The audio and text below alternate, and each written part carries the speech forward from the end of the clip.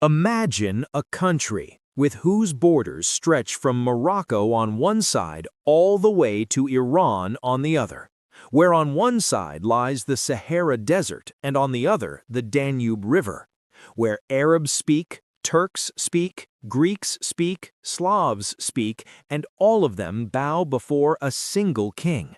This is not a story, this was reality. For 600 years, one empire held three great continents in its grip. Europe trembled at its name, the Arab world looked toward it with faith and admiration, and Asia lived under its shadow. Then, one morning, it was all over, and the world is still asking, how? Today, we are going to talk about the Ottoman Empire, the sultanate that never wanted to die but was buried by its own mistakes. Get ready, because this is not just history, this is a lesson. The beginning, a small nation's big dream. The story begins at the end of the 13th century. The Mongol storm had swept across the entire world like a divine punishment. Baghdad had been destroyed. The Abbasid Caliphate was finished. The Seljuk Turks, who were once the masters of Asia Minor, were broken and scattered. In the middle of this destruction, in a small corner of Anatolia, there was a tribe, the Kayi tribe. Their land was small, their army was few, nobody knew their name. But the leader of this tribe was Ertugrul Gazi, and his son was Osman. This is the very name from which the entire empire took its name, Ottoman, the dynasty of Osman. What Osman did was not just war, it was a vision. He saw that the nearby Byzantines, the remaining remnant of Rome, were growing weak. He saw that the Muslim world was scattered and broken. He thought, someone has to unite all of this. He himself stood up to do exactly that. In 1299, Osman declared his independent state. Everyone must have laughed. A small tribe, what could it possibly do? But the world watched, and this tribe did not stop. After Osman, his son Orhan came. Orhan conquered Bursa, which became the first capital of the Ottoman Empire. Then came Murad I, who stepped into Europe. He pushed into the Balkans. The Serbian, Bulgarian, and Greek sultanates fell one by one. These people did not win through the sword alone. They had a secret. When they conquered a region, they did not enslave the local people. Instead, they welcomed them. They included them in their army. They included them in their government. This was the concept of inclusion in the 14th century. And this is exactly why people did not run away from Ottoman rule. Many of them came on their own.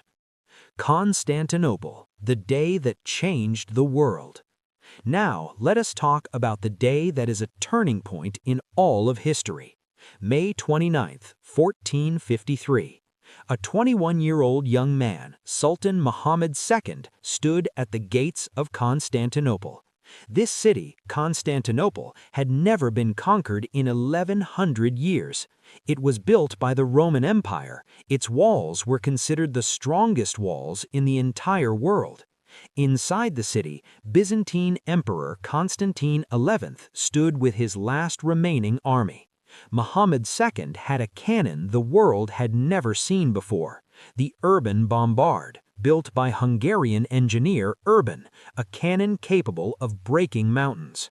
For 48 days the cannons fired. For 48 days the Byzantine army held. Then, on the morning of May 29th, the wall broke. Mehmed II entered Constantinople on horseback. Hagia Sophia, which had been a church for 900 years, became a mosque instead, and Mehmed II made an announcement that the world heard in absolute amazement.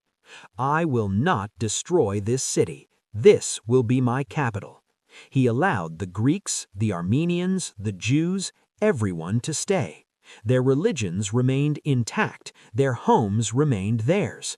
This was not just a conquest, this was the beginning of a new world. Constantinople's name was changed to Istanbul. and the Ottoman Empire became the most powerful sultanate in the world. A wave of fear spread in Europe. The Turks have arrived.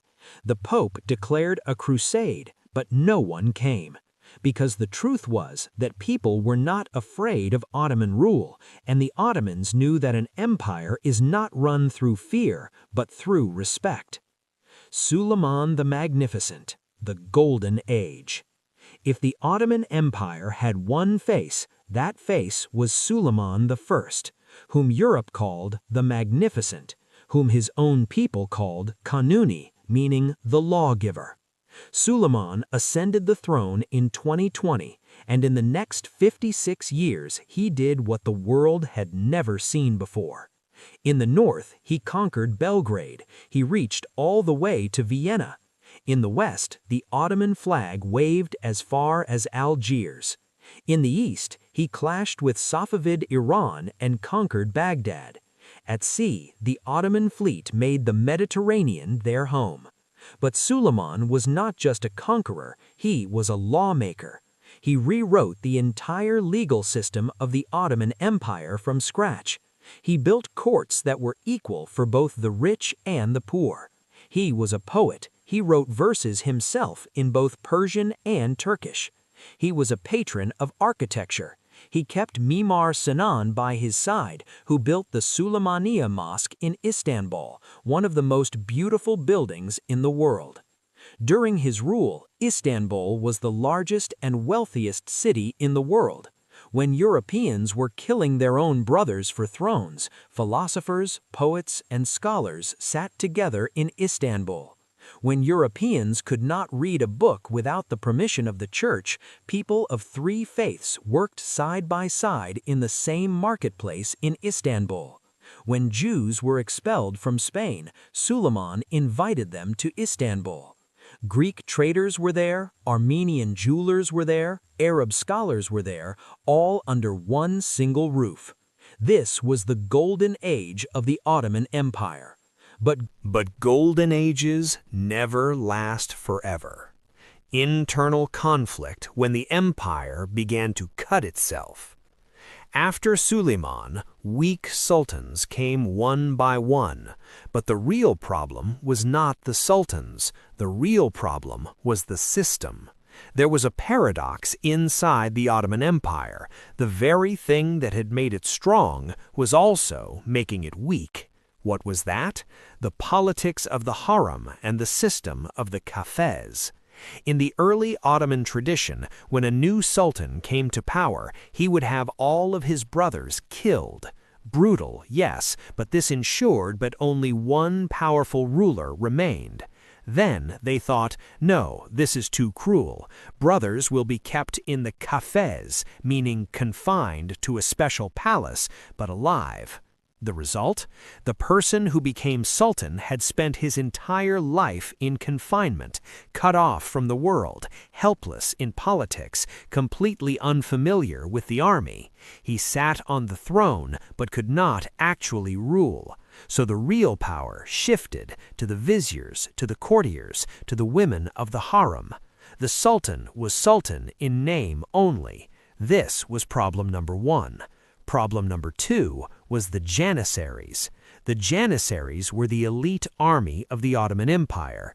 In the beginning, they were formed from Christian boys of the Balkans who joined the Ottoman government at a young age, converted to Islam, and became the finest soldiers. This army became so powerful that the sultans themselves became afraid of the Janissaries. When sultans tried to reform them, the Janissaries would simply replace the sultan.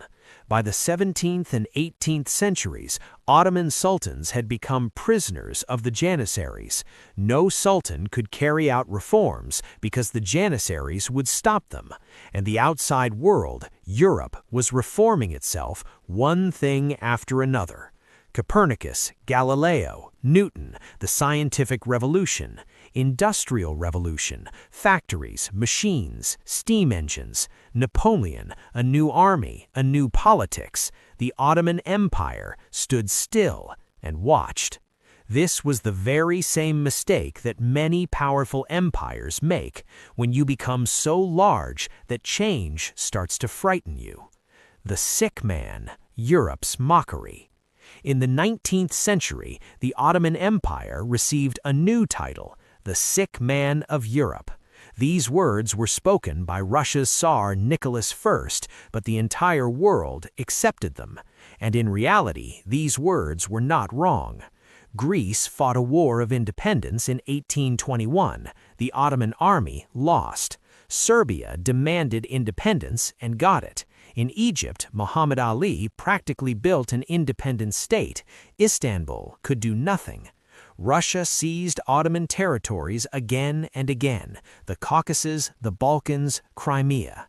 Britain and France were friends of the Ottoman Empire, but only because they did not want Russia to grow too large. This friendship existed purely for their own interests. The Crimean War, 1853 to 1856, Ottomans, British, and French fought against Russia. They won, but even this victory cost the Ottomans their own sovereignty. British bankers gave loans, French engineers built railways, but at the same time, the Ottomans sank deeper and deeper into debt. In 1881, a public debt administration was established over the Ottoman finances, in which British, French, Dutch, and Italian creditors sat in control. Meaning an empire that had ruled the world for 600 years was now reporting its treasury accounts to outsiders.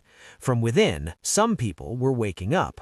The Tanzimat reforms came in 1839. After Sultan Mahmud II, Sultan Abdul Majid carried out legal reforms. A constitution was written. A parliament was formed along European lines. Some progress was made, but far too little, far too late, because those who wanted reform were labeled enemies of religion, and those who did not want reform were funded by European powers because a weak Ottoman was beneficial to them.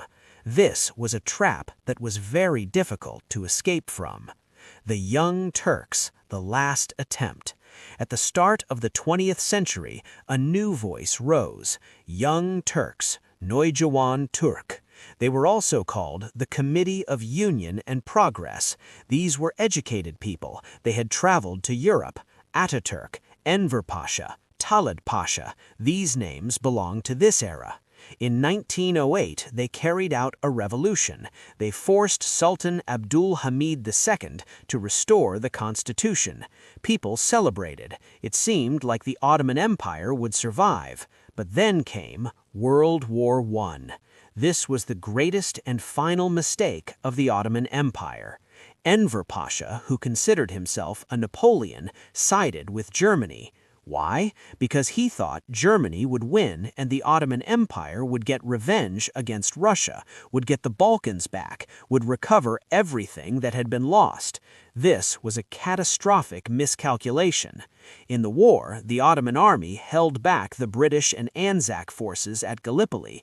This was a strange kind of victory, but everything else was destruction. The Arab Revolt began with Lawrence of Arabia. The British incited the Arabs against the Ottomans with the promise that they would receive an independent state. In Armenia, a very large and painful event occurred. Armenians faced mass deportations. This event is known today as the Armenian Genocide and is the darkest chapter in Ottoman history. In 1918, Germany lost. The Ottoman Empire surrendered. Mudros Armistice, October 1918. Treaty of Sèvres, 2020. An attempt was made to completely erase the Ottoman Sultanate. Anatolia was carved up, Greek, Armenian, French, and Italian zones. Allied forces occupied Istanbul. The Sultanate that had begun from a small tribe 600 years ago was over, or perhaps it had simply transformed. Ataturk, the phoenix from the ashes. But the Turks did not accept defeat. One man rose, Mustafa Kemal, whom people later called Ataturk, the father of the Turks. What did he do?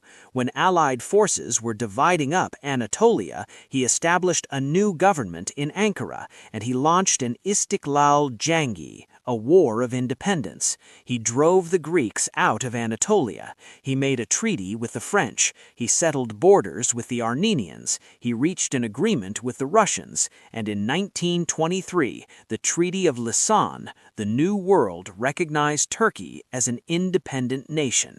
The Ottoman Empire was finished, but Turkey lived on. What Ataturk did was extraordinary. He ended the Ottomans' strongest identity, the Islamic Caliphate. In 1924, the Caliphate was abolished. Arabic script ended. Latin script began. The fez hat was banned. European hat came in. Madrasas were closed. Secular schools opened. Sharia courts were ended. Civil law took their place. This was a complete civilizational U-turn. The world was astonished. A Muslim nation had transformed itself so rapidly? Ataturk's answer was, "We are not Ottomans, we are Turks."